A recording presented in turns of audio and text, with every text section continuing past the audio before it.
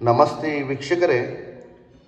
ಗುರುಗಳೇ, ನನ್ನ ಜೀವನದಲ್ಲಿ ತುಂಬ ಶತ್ರುಗಳಿದ್ದಾರೆ. ನನಗೆ ಬೆಳೆಯೋಕ್ಕೆ ಬಿಡ್ತಾ ಇಲ್ಲ.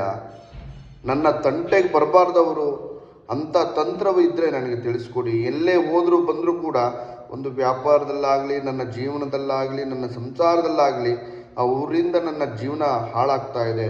ಆ ಶತ್ರುವನ್ನು ಸಂಹಾರ ಮಾಡಬೇಕು ಅಂತ ಟೆನ್ಷನಲ್ಲಿ ಇರ್ತೀರಿ. ವೀಕ್ಷಕರೇ, ಒಂದು ಸರಳವಾದಂಥ ಒಂದು ತಂತ್ರವನ್ನು ತಿಳಿಸ್ಕೊಡ್ತೇನೆ. ಒಂದು ನಿಂಬೆಹಣ್ಣು ತಗೋಬೇಕು. ಯಾರು ತೊಂದರೆ ಕೊಡ್ತಾ ಇದ್ದಾರೆ ಆ ಶತ್ರುವಿನ ಹೆಸರನ್ನು ಬರಿಬೇಕಾಗ್ತದೆ. ಬರೆದು ಕಪ್ಪು ಅಂಜನವನ್ನು ಹಚ್ಚಬೇಕು.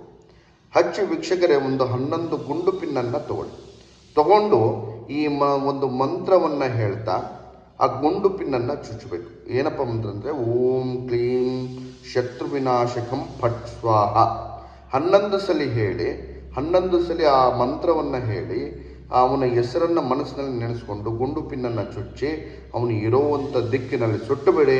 ಶತ್ರು ನಿಮ್ಮ ತಂಟೆಗೆ ಬರಲ್ಲ, ನಿಮ್ಮ ಕಣ್ಣಿಗೆ ಕಾಣಿಸಲ್ಲ. ಮಾಡಿ. ನಮಸ್ಕಾರ.